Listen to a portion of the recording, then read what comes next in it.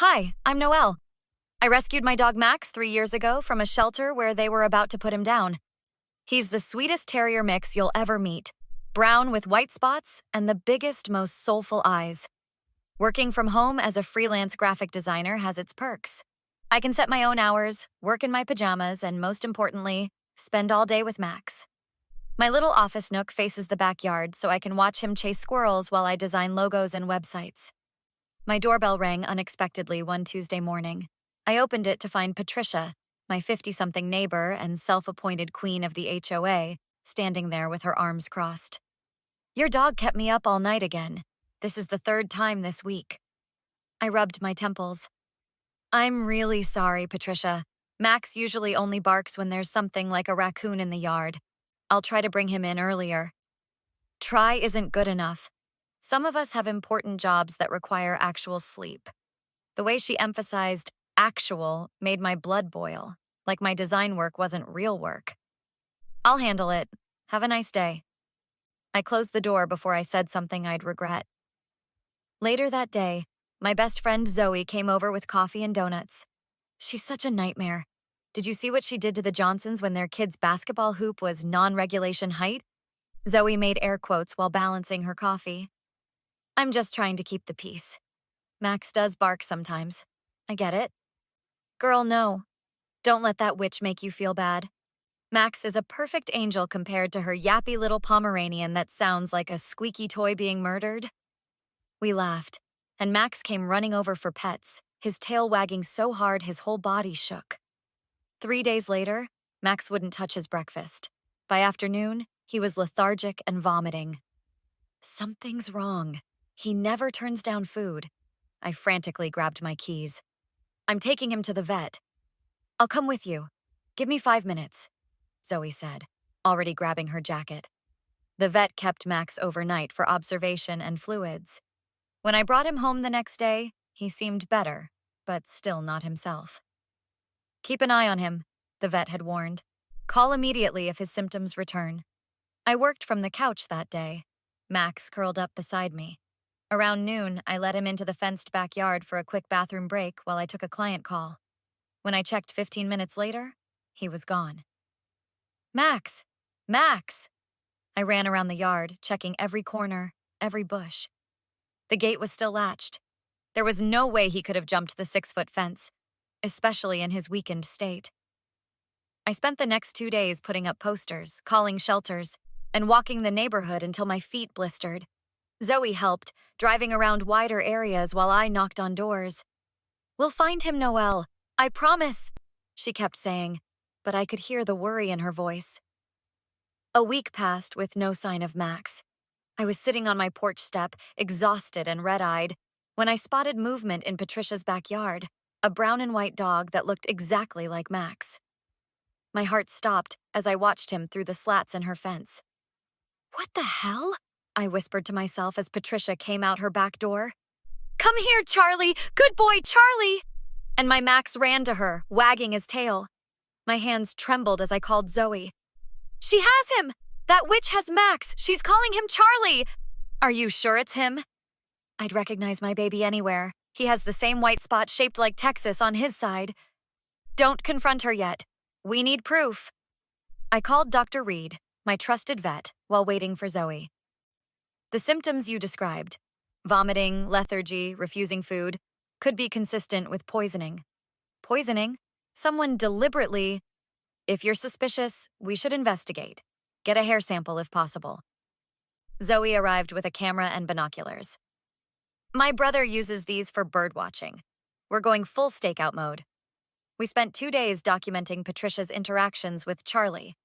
From my window, we could see her backyard clearly. Look how he hesitates when she calls him Charlie, but responds when you whisper Max. I couldn't wait any longer and marched to Patricia's door. "That's my dog you have. That's Max." "This is Charlie. I adopted him from a shelter last week." "Which shelter?" "I've called everyone within 50 miles. Her face tightened. "I don't owe you explanations. Leave before I call the police." "Fine, call them. I'll tell them you stole my dog.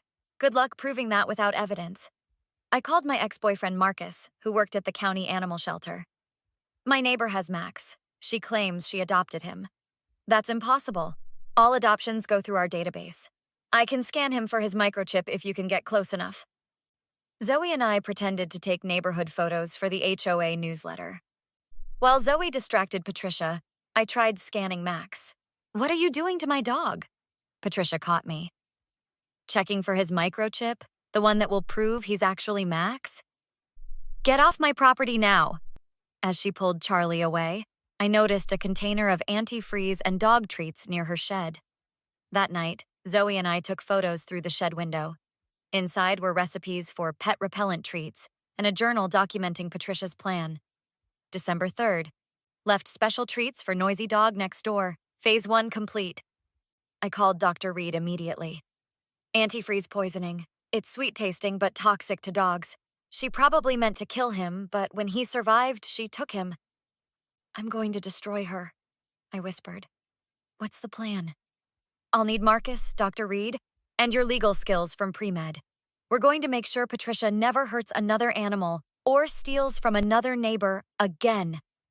The next morning, I called my law school friend Olivia, who specialized in property disputes and animal rights cases. "This is serious, Noelle. We need solid evidence. Journal entries and photos of antifreeze aren't enough to prove she poisoned and stole Max." "What do we need?" "First, documentation proving that's your dog vet records, microchip registration, adoption papers. Second, proof she took him. Third, evidence of the poisoning. I have all of Max's papers, but how do we prove the rest?" "We create situations where she incriminates herself while we record it." Olivia helped me draft a comprehensive plan. Marcus contributed mini cameras disguised as garden ornaments, which we planted near Patricia's yard.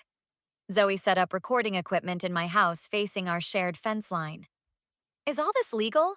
I asked, as Olivia adjusted a tiny microphone on my collar. "One-party consent state, honey. As long as you're part of the conversation, you can record it." We staged our first encounter at the community mailbox.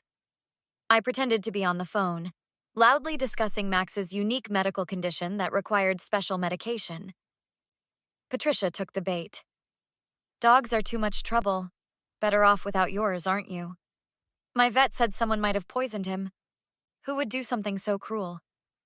Maybe he was just a nuisance that needed to be dealt with." Every word captured perfectly on my hidden recorder. Meanwhile, Marcus did some digging into Patricia's past. "You won't believe what I found. She lived in Oakwood Estates before moving here. 3 separate complaints about suspected pet poisonings in her previous neighborhood. Nothing proven, but she moved right after the investigation started." "That's our smoking gun," Olivia said. "Pattern of behavior." Our next move involved Dr. Reed, who accidentally bumped into Patricia while she walked Charlie. "Oh, isn't this Noelle's dog? I'd recognize him anywhere. I've been his vet for years." "This is my dog Charlie. I've had him for weeks." "Strange. He has the exact same scar from the surgery I performed last year." By week's end, we had substantial evidence. Time for the final trap. I approached Patricia directly while she gardened, recorder running in my pocket. "I know what you did. The antifreeze and the treats, taking him when he survived." "You can't prove anything." "The police might be interested in your little recipe book in the shed." Her face twisted with rage. "That mutt deserved it, keeping me up all night with his incessant barking. I just wanted him quiet, but when he didn't die, I figured he might as well be useful to me." "So you admit you poisoned and stole my dog?" Realizing her mistake, she lunged at me. "Give me that recorder!" I backed away as Zoe emerged from behind a tree, holding up her phone. "Got it all on video, witch." Patricia went pale. Back at my house, our team reviewed all the evidence. "We've got her," Olivia said. "Recorded confession, documentation of past behavior, vet confirmation of identity, proof of ownership, witnesses. She's done." "What's next?" asked Zoe. "Tomorrow we spring the trap. Animal control, police, and the neighborhood watch all at once. She won't know what hit her." Morning arrived with perfect timing. The monthly HOA meeting was scheduled for 10 a.m. at the community center. I arrived early with Olivia, Zoe, Marcus, and Dr. Reed. We'd also coordinated with Diego, the county animal control officer who specialized in cruelty cases. Everything's set, Diego confirmed, reviewing our evidence file. This is one of the most well-documented cases I've seen. We'll move in right after the public presentation. The meeting room filled quickly. Patricia waltzed in, clipboard in hand, completely unaware of what was coming. She narrowed her eyes when she spotted me, but took her usual seat at the front. Before we discuss the garden committee budget, I interrupted as soon as the meeting began, I have an urgent community safety issue. This isn't on the agenda, Patricia snapped. It concerns everyone with pets, I continued, nodding to Zoe, who started the projector. We have evidence that someone in our community has been poisoning animals. Gasps filled the room as the first photos appeared. Patricia's journal, the antifreeze container, the tainted treats. These items were found in the possession of someone who deliberately poisoned my dog Max, then stole him when he survived. All eyes turned to Patricia as her recorded confession played through the speakers. That's been edited, she shrieked, jumping up. This is slander! Diego stepped forward, badge visible. Ma'am, I'm with County Animal Control. We have a warrant to inspect your property and scan the dog in your possession for microchip verification. You can't just... We absolutely can, Olivia interjected. The evidence has already been submitted to the district attorney. 2 police officers appeared at the doorway. Patricia Winters? We need you to come with us regarding charges of animal cruelty, theft of property, and filing false adoption documents. Neighbors I'd barely spoken to surrounded me with support. She tried to get my cat picked up by animal control last year. She complained about my bird feeder attracting vermin. I found strange meat in my yard after she threatened my German Shepherd. Patricia was escorted out, still protesting her innocence. Diego and I went directly to her house where Max was found locked in a bathroom. The moment I called his name, he went crazy with joy, jumping and whining. The microchip scan confirmed what everyone already knew. This was my Max. 3 weeks later, Patricia appeared at my door, out on bail pending trial. I've come to apologize. I wasn't thinking clearly. The stress of my job, the noise, save it for the judge. Your apology means nothing. Please, they're talking about jail time. If you drop some charges, like you dropped the toxic treats for my dog, get off my property before I call your parole officer. The Neighborhood Quarterly newsletter featured a front-page story about pet safety, with Patricia's case as a cautionary tale. She was sentenced to 18 months for animal cruelty, with additional community service and mandatory psychiatric evaluation. Her house went up for sale, but nobody would touch it. That evening, as Max curled up beside me on the porch swing, Zoe raised her wine glass. To justice served cold. I scratched behind Max's ears, watching him doze peacefully. And to second chances for those who deserve them. What would you have done if you were in Noelle's position? Would you have taken the same path of exposing Patricia publicly? Or would you have handled things differently? And if Patricia had shown genuine remorse earlier in the story, do you think she deserved forgiveness? Or was justice more important than reconciliation? Share your thoughts in the comments below. If you enjoyed this revenge story, hit that like button and subscribe for more captivating stories like this one. Turn on notifications so you never miss an upload.